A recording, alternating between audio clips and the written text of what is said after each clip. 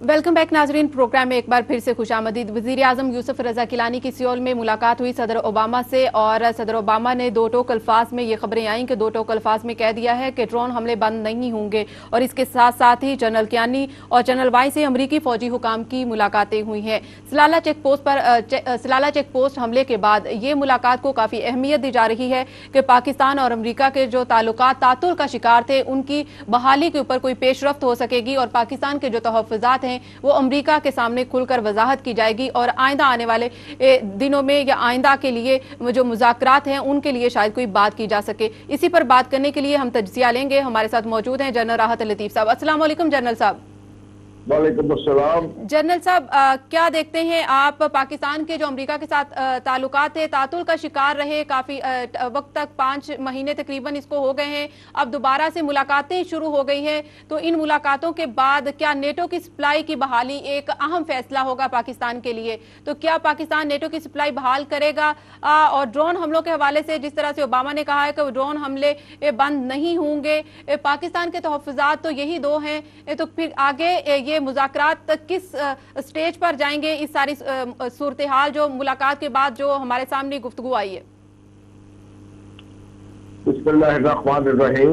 देखिए जी, ये हमारी बहुत बदकिस्मती होगी कि बगैर अमेरिकन को मनाए हुए हम ये उनके साथ उनकी जो रसद है जो कि अफगानिस्तान को जाती है उनके नेटो की फोर्सेस के लिए और अमेरिकन फोर्स के लिए, उसको हम खोल दें। नहीं, ये गलत बात है। मुझे पक्का यकीन है कि इसमें कोई शक नहीं कि हमारे जो फौजी सरबराह है जनरल कियानी साहब, वो तो इलेक्टेडली अपना कोई डिसीजन नहीं ले सकते, लेकिन वो जरूर हुकूमत को बताएंगे कि क्या फौज का क्या रद्द अमल है, जरूर बताएंगे वो। आखिर ये जो कमांड है उनकी जो कियानी साहब की, जिसमें हमारे 24 बंदे शहीद हुए हैं और 23 बंदे जख्मी हुए हैं, और हमारी कर दिया है वॉल्केनो को और इसको सलाला को।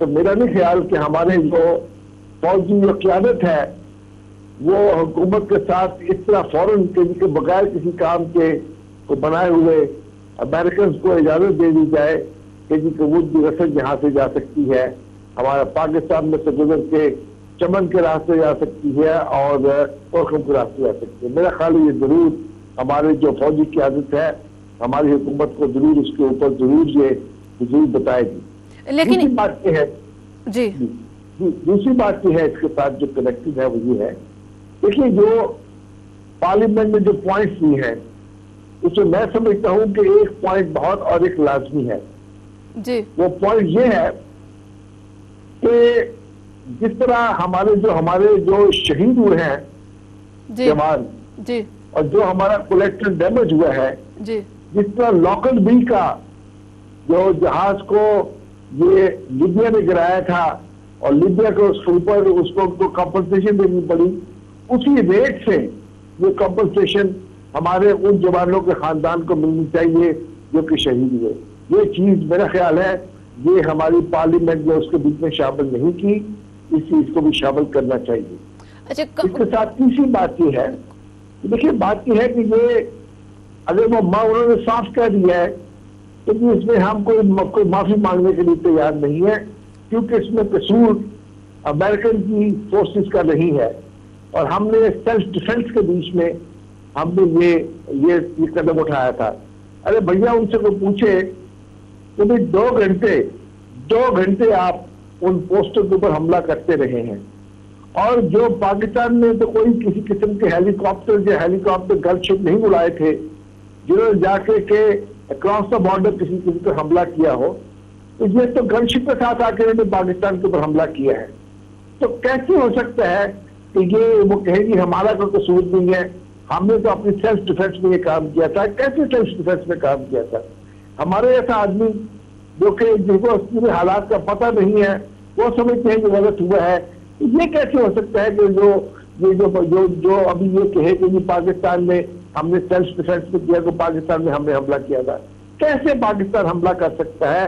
पाकिस्तान ने कोई ना गनशिप जहां से उड़ाए ना जहाज उड़ाए, तो कैसे इन पे हमला और हो गया? किसी भी कोई जख्मी भी नहीं हुआ ना जनरल साहब, कोई उनकी तरफ से कोई जख्मी भी नहीं हुआ। हलाकतें हमारे जवानों की हुई, शहीद हमारे जवान हुए, लेकिन दो रिपोर्ट्स जो उनकी जानिब से आई हैं, दोनों रिपोर्ट्स में कहा गया है कि दिफा में हमला किया गया था। तो पाकिस्तान उनको इमादा कर सकेगा, अमेरिका को इमादा कर सकेगा कि ये गलती एटलीस्ट वो तस्लीम करें कि ये उनकी गलती थी, उसके ऊपर माफी मांगने पर करना या ना करना दरकिरार, ये इमादा करना होगा, इसको आप भूल जाइएगा। मैं समझता हूँ कि ये हमारी हुकूमत की बहुत ही कमजोरी होगी।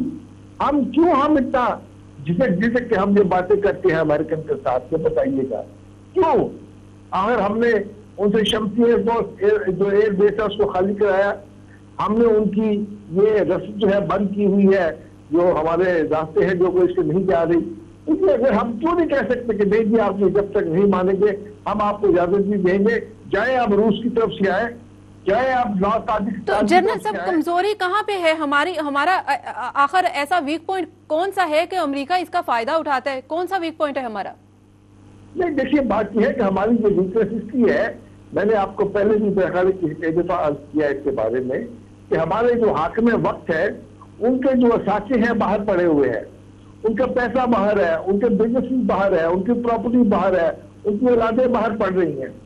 उनको ये फिक्र है कि अगर ये इन्होंने अमेरिकन की बात तो मानी जो कि पाकिस्तान को पैसा दे रहे हैं, तो ये उनके जो तमाम जितने चीजें हैं ये इनके अपने साथ इनको फ्रीज कर देंगे।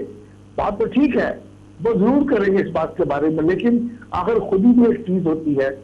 लेकिन वही कौमी सलामती और खुद मुख्तारी जिसकी बड़े दावे किए जा रहे हैं, आजकल बड़ी बातें की जा रही हैं कि कौमी सलामती खुद मुख्तारी, उसके ऊपर तो फिर कोई इनिशिएटिव या उसके ऊपर तो कोई इकदामात या उसके ऊपर तो वो कोई मुस्बत आप पेशरफ्त नहीं कह सकते ना कि अब कोई पाकिस्तान भी कौमी सलामती को सामने रखेगा, अपनी खुद मुख्तारी को सामने रखेगा। जिस तरह से आपने फरमाया कि हमारे हुक्मरानों के अपने मुफाद हैं, फिर हमारी कौमी सलामती हमारी खुद मुख्तारी कहाँ रहेगी? फिर हम इसी तरह से अमरीका की गुलामी में पड़े रहेंगे।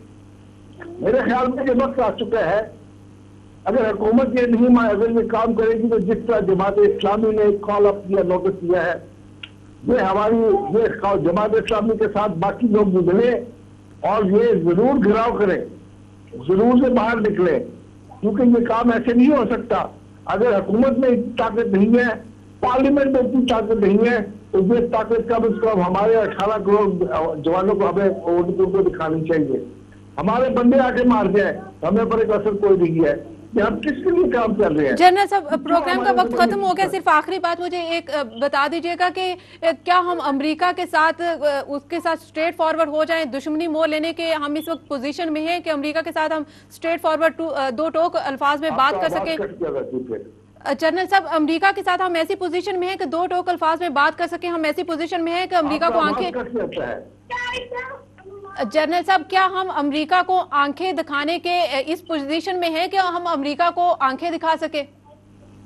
देखिए, आपको पाकिस्तान को फिर ये जो रुकने पार बनने का फायदा क्या था अगर हम अपनी आंखें नहीं दिखा सकते?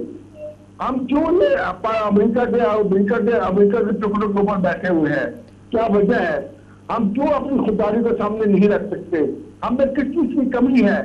क्यों ये लोग अपने पैसे खर्च अखराजात कम करते हैं? अमेरिका ने तो अभी तक वो जो पोल्यूशन सपोर्ट फंड है वो $10 बिलियन दे रहे हैं, पाकिस्तान को अभी तक वो नहीं दिया।